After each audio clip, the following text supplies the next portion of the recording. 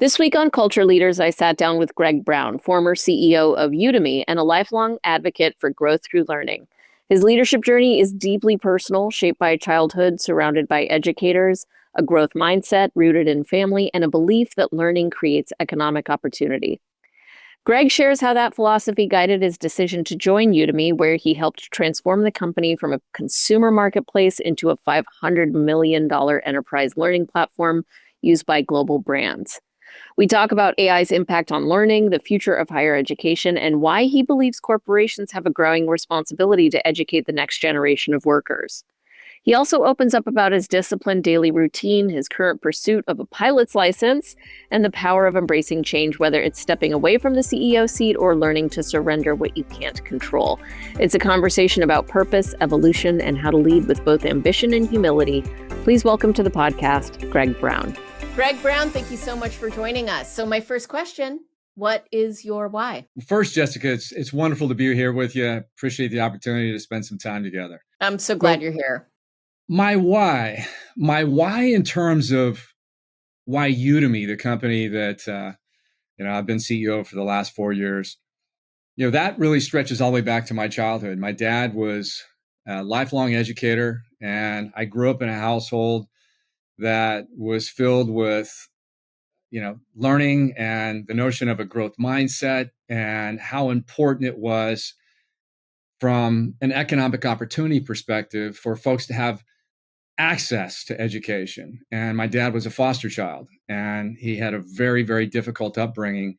But because he was a good athlete, he had an opportunity to go to the University of Oregon and play football.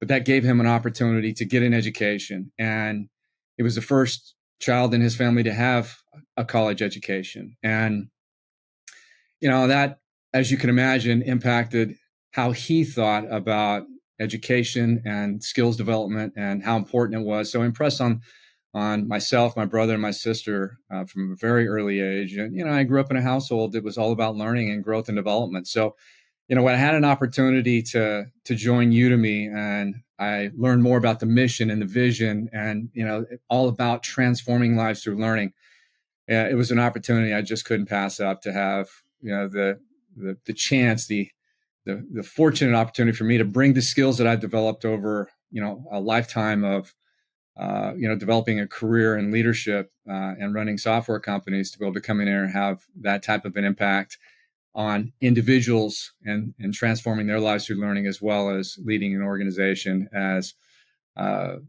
exciting and formidable as Udemy is. So I'd love to dig into what that looked like, because when you were a kid, we'll leave the Udemy stuff to later. When you were in your childhood, was it you're going to learn violin and you're going to stick with it for the next 18 years? Or was it try violin, and if you don't like it, try lacrosse, and if you don't like that, was it curiosity or was it deep learning? Did it manifest as one or the other? It's a good question. It was mostly the latter, in that my mother and father were big believers in exposing all three of us kids to anything that we had an interest or potential passion in, and encouraging and supporting us in all of those endeavors, and then just allowing us to migrate in the direction that, that our interests flowed. And for me, that ended up being in sports. We did have a piano in the house. I did take piano lessons. It was something that I tried. Unfortunately, I wish I had that skill, and I wish I would stayed with it. But nonetheless, sports was a direction that, that I took. And, some of that had to do with, young boys, your dad's always your hero. And that surely was the case for me. So, my dad was a 3-sport athlete and ended up going to college, as I mentioned, to play football. And I was fortunate that I got some of his genes, and I was reasonably good at those sports. So anyway, I migrated in that direction. My brother did as well. My sister tried all different types of things and played the piano for longer. So they encouraged us to, really be as diverse as possible, find our passions, and they encouraged us in whichever direction we so chose. But that also included learning. I mean, through all of that, sports were great, but getting good grades, and most importantly, it was more about the learning process and getting a passion and developing a passion for learning, and the grades would follow. And that's kind of a core tenet that I carry forward till today in my leadership, is that the results, the scoreboard, don't focus on the scoreboards, focus on the process. If you do the right things, the leaderboard and that scoreboard is going to take care of itself. And that's really how they thought about education. So, that really, manifested early for me. And fortunately for me has been, something that I've carried throughout my life. Yeah, my mom, I remember she wrote me a letter when I graduated from high school that said, my goal was to expose you to as many languages as possible. And by language, she meant, all the different things that we can learn, right? Actual language, but also musical languages. And she took me to the theater, and I did engage in sports. I mean, I did 2 weeks of soccer and 1 semester of swim, and 2 years of violin and 2 years of guitar and 2 years of piano. And, as soon as I would move on, she would let me move on and find another language to go explore, which there's pros and cons to that, right? On the one hand, I've been exposed to a lot. On the other hand, I only really have deep knowledge and expertise in one or two things, as opposed to, it's the width versus depth argument. And in today's day and age, now we can start to transition to talking about the workplace and what we need as modern humans that are employees of corporations. Do we need more width or depth as top performers? What benefits me most? That's a really good question as it pertains to your point as we transition to, the corporate environment. We're a learning company. So, we've got some fairly strong opinions on this, and that it really is about providing that growth opportunity for employees in whichever direction they so choose, and or the management leadership feels they would be a valuable asset to move into, whether it be in the line that you're currently in, from a junior level sales position to mid-level to senior level, or potentially into management, or it could very well be from sales into marketing, and to provide those vehicles within the organization, and to really develop an organization that's very a people-centric learning organization. That I think the best companies in the world, and what we've seen in our customer base, is that the most progressive companies in this area that are all about skills development, providing opportunity for employees to move laterally, horizontally, obviously vertically up in the organization, are the organizations that tend to have the best retention, best employee engagement scores, and ultimately the most vibrant cultures. So it's about providing, I think, lateral as well as vertical opportunity. Yeah, the answer is there is no answer. It's yes and, right? It depends is the real answer. Well, it really is yes and, because I may be an individual that, from early on, I may have known I want to be an X. I want to be a marketing, manager, account-based development marketing manager or director, and what have you. And I'm going to stay on my track.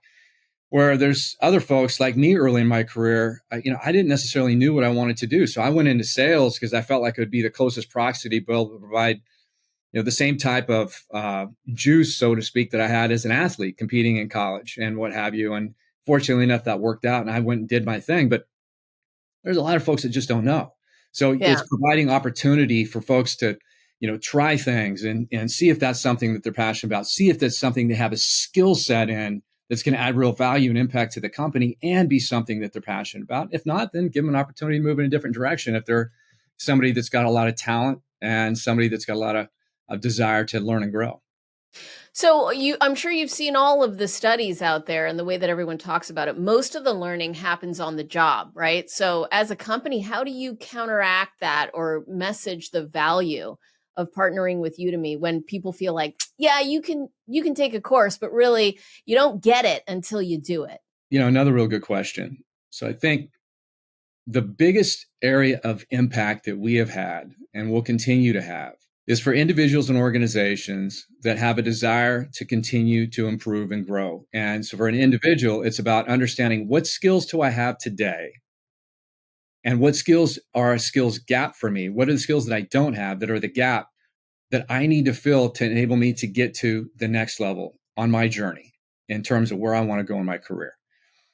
And that's really where we focus, which is helping organizations develop that capability to identify that skills gap and then developing a very curated, personalized learning experience to enable that employee to learn exactly what they need to learn to address that gap, to prepare them so they can take that next step in their career.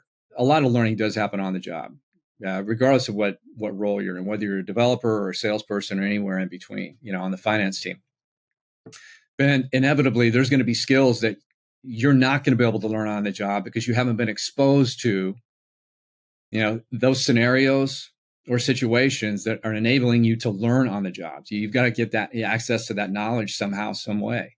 And that's where we step in. And so that's the type of partnership we've been developing with organizations for years now. We've got over 18,000 customers. And a lot of the work we do with them is about helping them identify skills gaps for individuals, teams, and functions, and then putting personalized, curated learning journeys and learning paths in place to help them address those gaps. So when I used to work at Oracle, I was there for 10 years. And one project I will never forget was facilitating a meeting of 25 deans of the top academic institutions across the nation in one of these client engagement type things. They were the advisory board for the education product that Oracle had. So we brought them all together, and it was talking about future product roadmap stuff, but also help us learn more about the industry so that we can develop the product roadmap that will really make a difference. And we did 2-day scenario planning, basically, where we were looking 25 years out into the future of education with these deans to think, what is the future of the academic education system, right? College and grad school, et cetera. And at the end of the day, the overwhelming consensus was that it was dying a slow death and might not exist in 25 years. And what they suggested was that it would be up to the corporations to pick up the torch and to educate young people with Google University or Oracle University or Udemy, right? That institution, the system wouldn't survive. And so there would have to be a new system that replaces that. And so what's the future of Udemy or just this industry generally? Do you agree with that? Do you see it happening already? I mean, let's go out 20 years. It's a really good question. Look, generative AI is going to transform so much of how we work and live. And without question, that's going to impact how we learn. So 20 years from now, it's very difficult to call. I would say in 10 years, and the reason I say difficult to call, because the world's changing so fast now, right? No, I love that, because so many people say, I know what 20 years from now will be. And it's like, you're selling something. Shut up. No, You don't know. I don't. Nobody knows. Right now, based on the pace of transformation that we're going through, none of us really knows even 5 years what the world's going to look at. But I can give you a little bit of prognostication to the best of my ability. No, I don't think universities are going away anytime. So I'll tell you why. So my son's graduating from high school right now. And we just got done doing the college tours, and that was so much fun. And I love being on the campuses and seeing the energy and the vibrance and the passion that the young kids have. But I think college is as much about the experience as it is about what you learn in the classroom. So that's one, right? So we would set that aside. There's a lot of individuals around the world that don't have the economic means to go to a traditional university.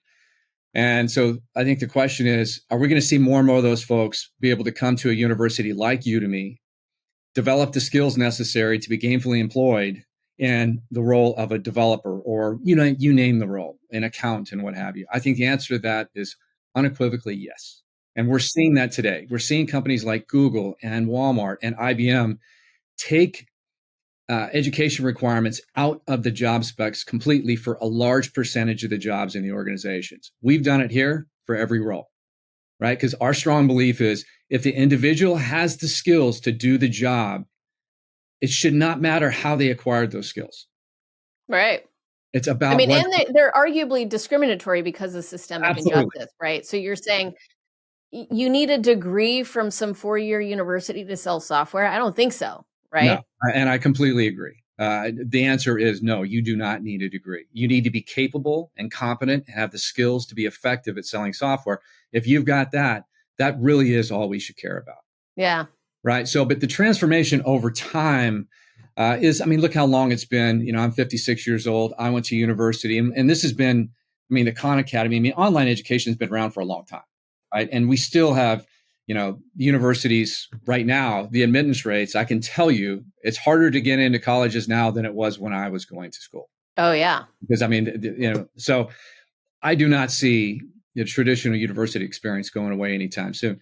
But what I just mentioned is going to start accelerating, which is the opportunity for us to provide real skills development and economic opportunity for folks anywhere on the planet.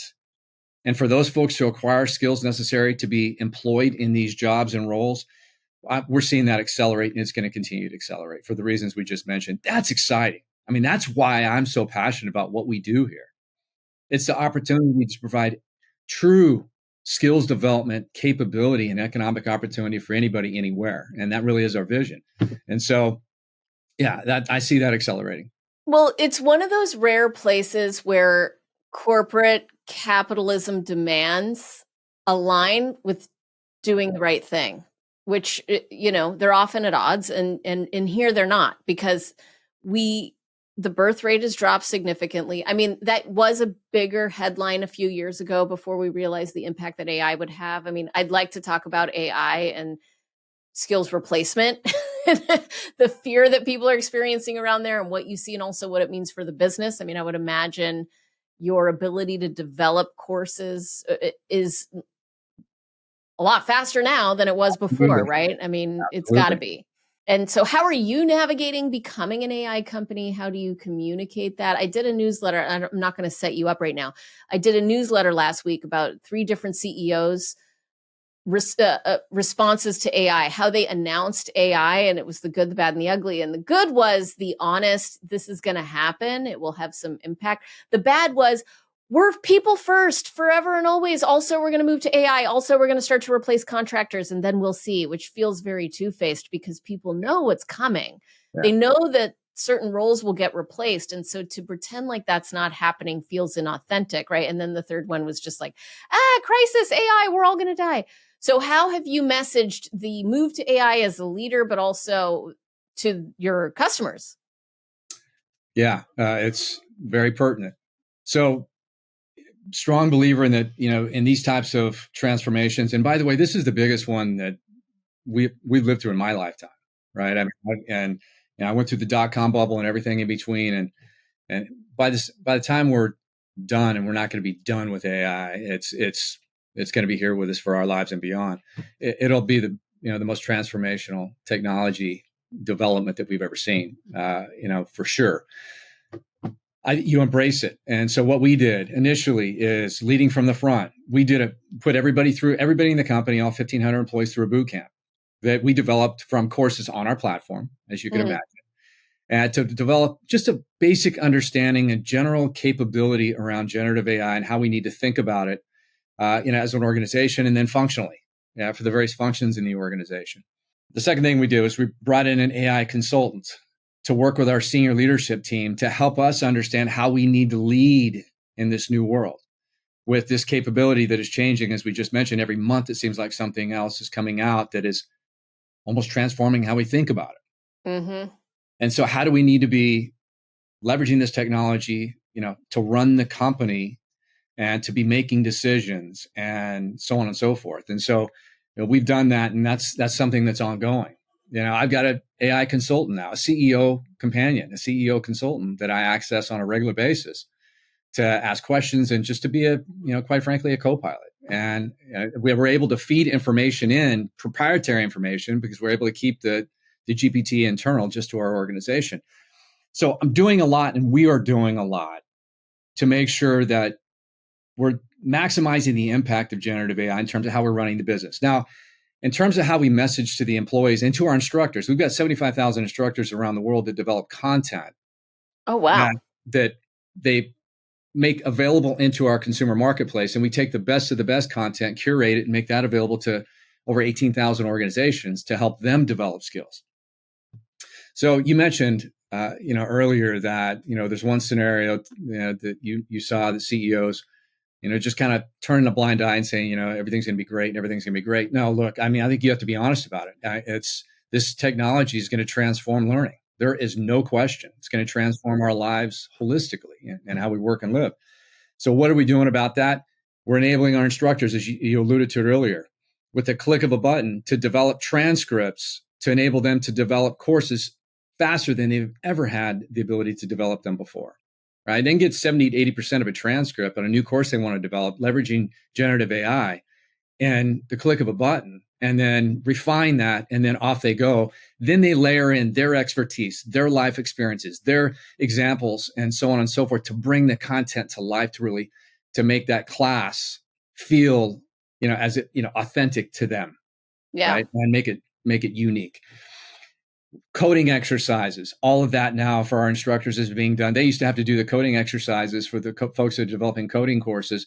It would take them hours to develop these. Now it's a click of a button. We've gave them that capability in platform. We're developing more and more capability every day to make our instructors' lives easier to develop content, richer content, to get it to market faster, to keep up with the pace of change. That's one thing that we're doing.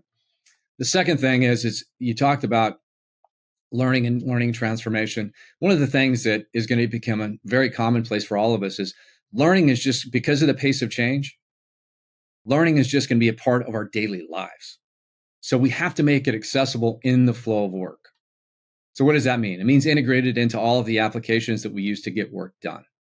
So we're doing a lot of work to make learning accessible so that you don't have to go to another website. You don't have to go to another locale or what have you. That, if you've got 15 minutes and you need to learn something, you've got access to it with the click of a mouse. One click, you're learning exactly what you need to learn, and off you go. And that means access to our platform, regardless of what application you're currently in. So there's a lot we're doing with respect to Gen AI, and it's going to continue to make it, a more seamless learning experience.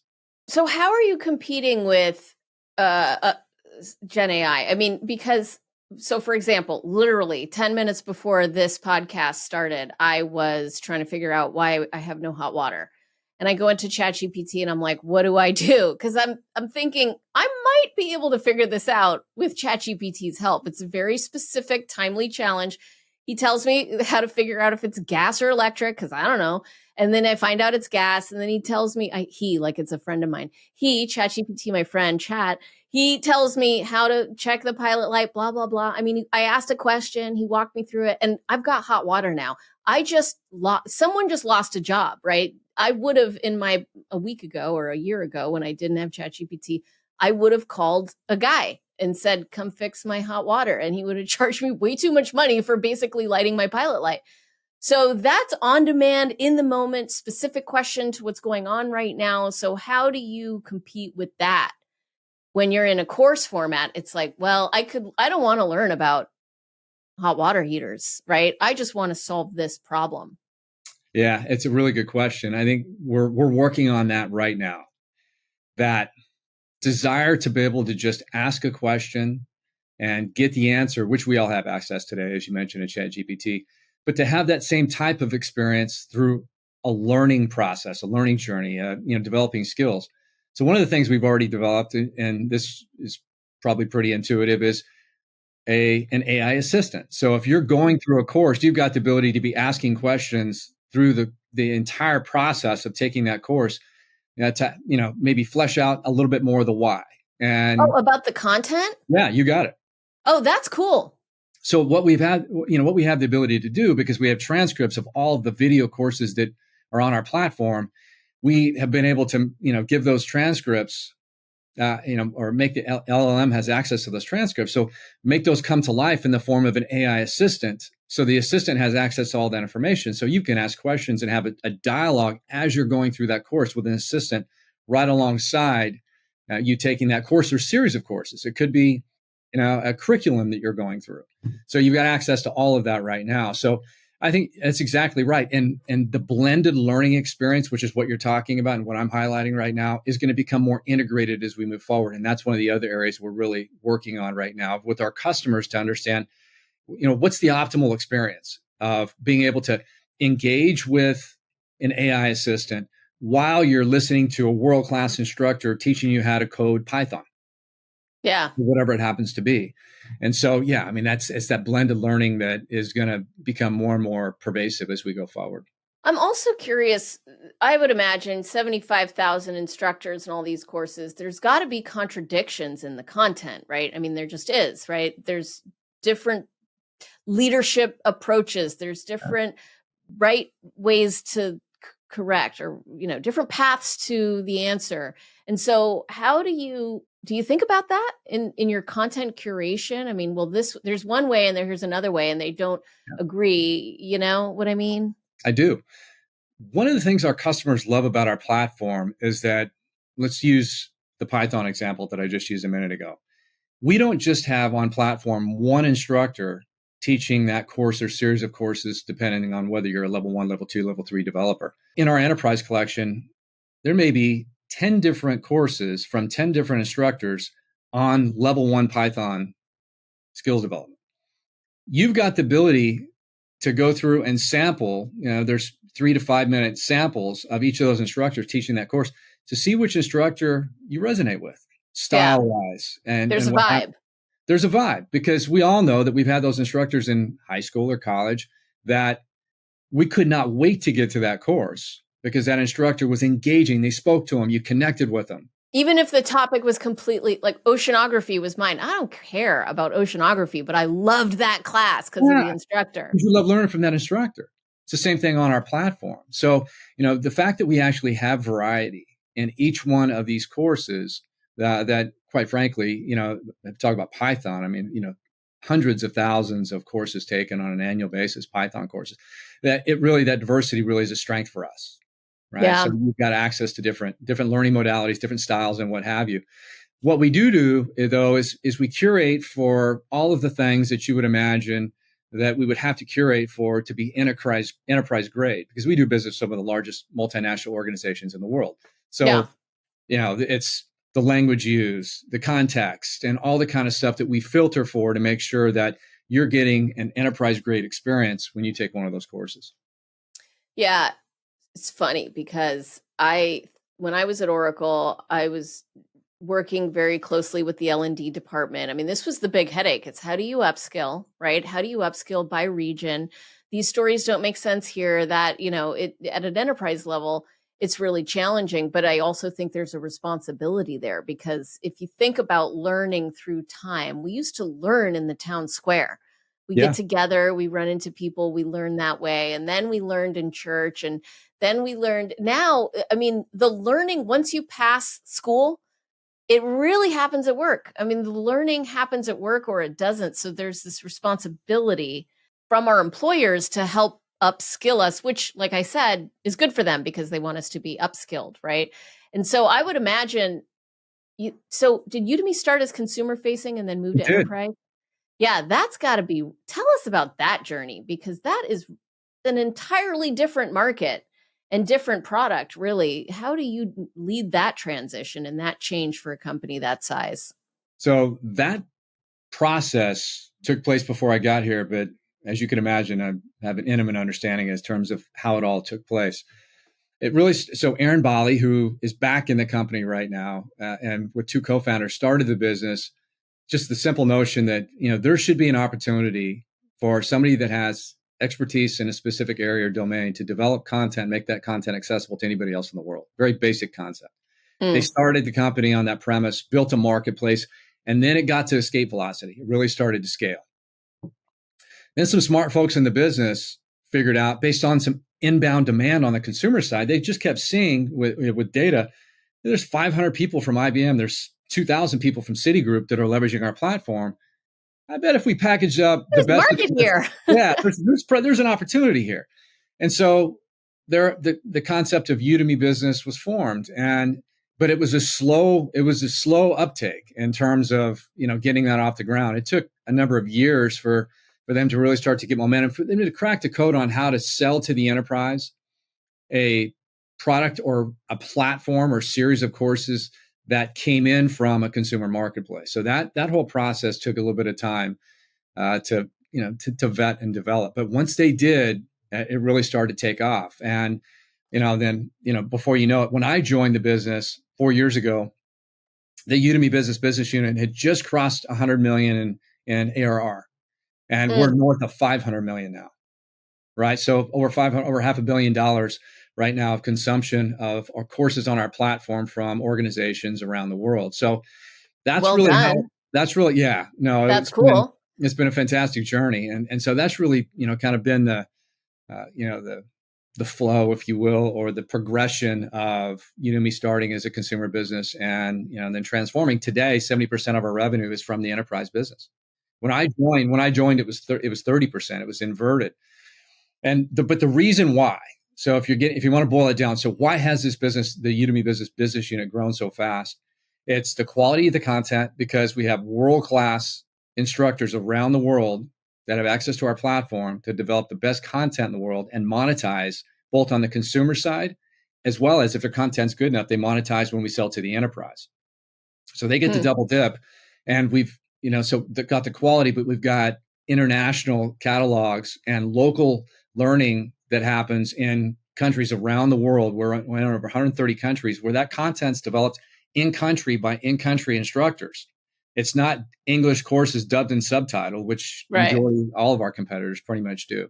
So we've got that localized experience of content developed in country, as well as the quality and the breadth and depth of experience on platforms. So that's really the reason why we've had the success we've had. And the opportunity now is to take it forward and build on it with generative AI as a catalyst. So before we move on to the opportunity now, what was the underlying belief that you held as the CEO for those 4 years that you think was the key to success of getting it from 100 ARR to 500? Look, I mean, it's the reason that I joined. Was I just strongly believed then, and as I do now, that organizations need a partner to help them continue to develop the skills in their organizations necessary for them to achieve the organizational outcomes, that it's a strategic imperative. And the world's moving faster today than it was even 4 years ago as a result of Gen AI, which we've just got done talking about. So, I just felt like, there's an opportunity for Udemy to be the dominant player. Yeah. To lead so that. You believed in the product and the need. I believed in the product, and I believed in the need. I believed in the TAM, the total available market. It's massive. Right now, today, depending on who you listen to, it's 60 billion for enterprise learning. And, I just mentioned we're, $500 million, right? Yeah. So it's a massive opportunity there. And then I love the team. I love the culture. It's a mission-driven, very purposeful culture and what have you. So those are the reasons why I jumped on board. Was there resistance, though? I mean, there's got to be, in a change that monumental to pivot, there's got to be internal resistance at some level. What would have the complaints been? Complaints. What were the change resistors saying throughout this journey? I'll tell you what happened is COVID was a huge catalyst, right? Before COVID, enterprises were many of right. Hello. So COVID, you started when, in 2020? I started in COVID. I started in 2020. Oh, well, yeah. Right? So everyone's like, what are we going to do at home? Everybody's at home. Everybody's at home. And organizations that were resistant now had no option. They had to give this opportunity a try because they had to continue to develop their talent. And there was no option to do it face to face. So look, I'd be remiss if I didn't say that COVID was a huge catalyst for the acceptance of online learning as a prominent, if not core, way to develop skills and develop your people. And we've taken that going, forward out of COVID. Now, granted, as you can imagine, coming out of COVID, the growth rates have slowed, like Zoom and everybody else, because everybody's kind of back to normal, whatever normal is, the new normal, as we like to call it. But still, the opportunity is massive, and there's much more of an open mindset to it. And like I said, we do business with some of the largest name brands in the world, hundreds of thousands of employees. Every individual in the organization has access to our platform. So, now it's much more mainstream, and it really is now about, for us, again, integrating the AI into the overall experience and providing broader and deeper capability beyond just the content. And it's about the richness of the learning experience. And, we can get in more of that if you want to. But anyway, that's a little bit of the product direction today. But yeah, organizations are much more open to it now than pre-COVID. There's no question. So tell me now, you've stepped down as CEO. There's a new CEO. You've moved into the role of advisor. What's that about? Yeah, look, I am helping Hugo come up to speed. I'm still on board, through June, and then I'm going to be an advisor through the end of the year. And I'm hugely invested in the success of this business. Spent 4 years here, and I'm always going to be, a Udemy, as we like to call ourselves, and I'm going to be, available as necessary to help, Hugo navigate any hurdles or any obstacles that come in his way for the balance of the year and beyond. And I'm still fulfilling my board requirement as well. Yeah. So what are you going to do next? That's a good You're question. 56. You're too young to retire. I'm too young to retire. There's no question. I'll tell you what I'm doing right now, and I'm having a blast doing it. Something I've wanted to do for a long time is get my pilot's license. No way. Yeah, I've wanted to do it, and I've got two high school boys, and my boys have always been my top priority, bar none. And so I was never willing to compromise and sacrifice the time away from them to put the amount of time you have to put into to do this, because it has to be fairly intensive for about a 4 to 6 month window. And so I'm taking a planned sabbatical. I'm getting my pilot's license, and I'm spending time with my boys. My oldest is going off to college and what have you. But right now, I'm going to be in the air in a few hours. I'm going to be flying today. Okay, my follow-up question. Are you insane? Is flying small planes? Aren't those like the scariest planes to fly? Are you married? I'm not married. I have a long-term partner. And she's okay with it? No, I wouldn't say yes, she's okay with it. She's supportive. Is she excited to get in the plane? The answer to that would be no, but she's going to. But I told her, I said, I'm not going to have her, the kids, or anybody else that I'm close to get in the plane until I've got until you know what you're doing. Yeah, until well over so 100 why pilot? Why pilot's license? Growth mindset. Life is short. It's something I've always wanted to do. I have the time now. I have a window of time because I am going to go back, and I'm not done. To your point, I'm 56. I'm too young and I've got a ton of energy. So I'm not done. Continuing to invest in leadership and leadership development. I'll probably go do something else as a CEO at some point. But it's again something I've wanted to do, and this is the perfect time for me to do it. So I'm diving in, headlong. Okay, let me ask you another question. In our research on you, you're like discipline guy, right? Cold plunges, meditation. Can you talk about that a little bit? Yeah, I am. I'm fairly disciplined and very much into health span, and plan on living to well over 100. And I do a lot to. What's your routine? Give us your morning routine. I'll tell you, I was up at 5 this morning, got in, cold plunge for 3.5 minutes, meditate for 20. This morning, my son and I had a 7 o'clock call. He's a high school quarterback. So, we had a video call at 7 a.m. with one of his coaches, remote coaches and what have you. And then got him off to school. When I get done here, I'll go back. I'm going to get a weight workout. I work out with weights 3 days a week and cardio the other 3 days a week, and take one day off. And I'll be in the sauna tonight, getting my 20-minute sauna. And there's a huge health benefit to doing that 4 days a week, and everything in between. And then it's, for me right now, I'm investing my time in becoming a pilot. So it's using my brain and continuing to develop skills and doing something that really is fueling a lot of my kind of mental energy right now. So that's a little bit of the day for me today. What is your meditation practice? I mean, do you release the thoughts? Do you have a mantra? What do you do? Yeah, I've got an app that I love. It's called The Way. In fact, I just got introduced to me by Tim Ferriss, and I don't know if you know who Tim Ferriss is, but he's a fairly prominent blogger. Came out of the tech. Yeah, no, I know Tim Ferriss. He's super famous. And Henry Schuckman, and it's a fantastic experience. I've tried a lot of the different apps. I've meditated without apps. I happen to love this one. So it's 20 minutes a day for me, and it's guided, but he's fantastic, and that's what I use every day. That's very cool. So Joe Terry and I, you're a friend of Joe Terry. We have co-authored a book which is going to be coming out later this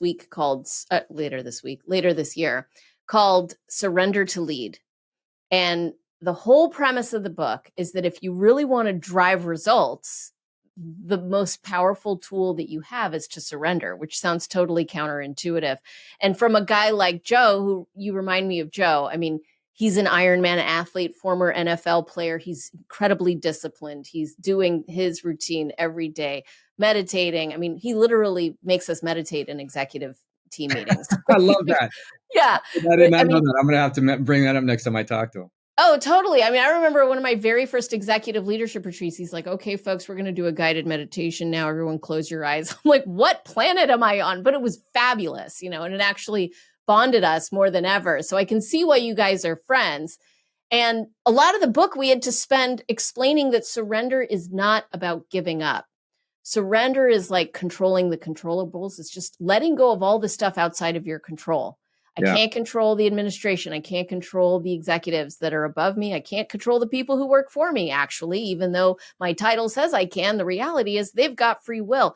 All I can control is the experiences I create for myself and for others. And that is surrender and can shape the right beliefs. And so I'm curious, I'm doing some market research now. If you saw a book called Surrender to Lead on the bookshelf, would you be like, that's interesting? Or would you be like, that's touchy feely, I'm not going over there? Not touchy feely at all. So by title, the title doesn't necessarily describe what you just mentioned in terms of the essence of the content. The other thing we haven't talked about is I'm a big zealot's probably overstating it, but of Stoicism.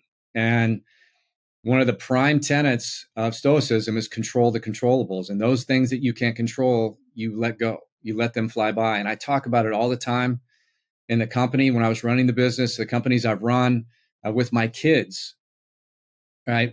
I just mentioned my son's a quarterback. Well, he's coming back from an ACL injury. And my conversation with him quite frequently is just about that. Right. You control what you can control with respect to your recovery and what you can do and what have you, and let the rest of it go, let the rest fly by and what have you. So anyway, I'm a big fan. The title, we could talk offline. The title may not nail exactly what you describes in the book, but I love what you just mentioned is in the book, and I'll read it because of that. Okay, great. Well, I'm in. Thank you. We're still working on the cover, so there may be time to change the title. We'll see. Okay, my last question, and this is my favorite question, which is, what is something that you don't get asked about very often in these types of interviews that you wish you were asked more often? I think one would be, what's been the most transformative decision that you've made that's had the biggest impact on your career? Ooh, that's great. And it's an easy one for me because I had an opportunity when I was at WebEx. I was fortunate to have picked a winner in my first foray into technology back in 2000. I was one of the first 50 employees in the company, and I had an opportunity to stay there and develop my career and skills for almost 8 years. The last opportunity I had was an opportunity to move to Europe and run EMEA from a sales perspective. And that was the opportunity of a lifetime. And it transformed me as a person as well as, in my career. I mean, just the opportunity at that age, before kids and before marriage and all that kind of stuff. And Tara did come with me. My girlfriend at the time became my fiance and moved to Europe with me. And we had just a fantastic experience in Europe. I got to learn how to as an American, bring the best of my knowledge of how we built this fast growing dynamic company, WebEx, and adapt the best of what we learned to the different cultures and how to sell into Germany and the UK and France and, the various markets of Benelux where I lived. I lived in Amsterdam, a very international city, and had an opportunity to, just embed ourselves for 3+ years in the culture and in the environment. And it was so enriching in so many ways. I could talk about it for an hour, but yeah, that was without question. So I encourage everybody that has an opportunity to move abroad in their career and to take that type of an opportunity, encourage them to lean in and go do it, because it'll change you in the best of ways forever. And I had my first son there. My oldest son is a Dutch-born baby. So, it's something that, I hold near and dear that experience. I'm grateful for Subra Iyer, the CEO at the time of WebEx, for tapping me on the shoulder and giving me that opportunity. And, very encouraging to anybody. And in fact, to the point to where, as my kids are going to college, it's not optional because dad's paying for college. They have to do a semester abroad because of the positive impact living in another country and a culture and experiencing all that had on me. I want them to have a taste of that early in their life. So hopefully it encourages them to travel and experience and what have you as they grow older. Yeah, that's beautiful. I did a semester abroad in high school to Thailand, and it was even more. I was born in France and my family's French. So I spent all my summers in France. And so to go to Thailand and to see Asian culture, I it bet. was such a culture shock that, I mean, it opened me up to exploring Buddhism, and it was like a spiritual journey beyond just being a culture journey. So I cannot agree more. My father also had that same mantra: get your kids out there. When I graduated college, I moved to Italy and lived there for 3 years. And it was just, it's just wild how different it looks the same on paper, but it is so different in their hearts and minds, you know? So I totally agree. Yeah, no, I think the biggest gift you can give somebody, a child or what have you, is the gift of travel and that experience, especially living there. And the last thing I'll say is what I'm doing because of that, what I'm doing for each of my kids as they graduate high school, my Braden, my oldest, we're going to be embarking on this, is a trip anywhere in the world they want to go for 10 days just with dad, just the two of Oh us. my goodness, that's so great. So Braden has always wanted to go to Japan. So we've got a 12-day trip planned in Japan next month. And we're going to 4 cities. And fortunately, I spent quite a bit of time in Japan in my business travel. So I've got good connections over there. We're going to have a fantastic time. But again, I think that that's also just a part of what we're talking about, the enrichment that you get from experiencing different folks, different culture, and learning and everything that comes with it. So that's great. So Udemy's next business product is going to be trips abroad, organized by Udemy. There you go. Learn. I'm going to come back and lead that business unit. Great. Perfect. I'll be your first customer. Thank you, Greg, so much for coming. This has been such a fun conversation. I'm so grateful that Joe put us together and that we were able to have this chat. Thank you. Yeah, Jessica, I thoroughly enjoyed it as well. Thanks so much for having me.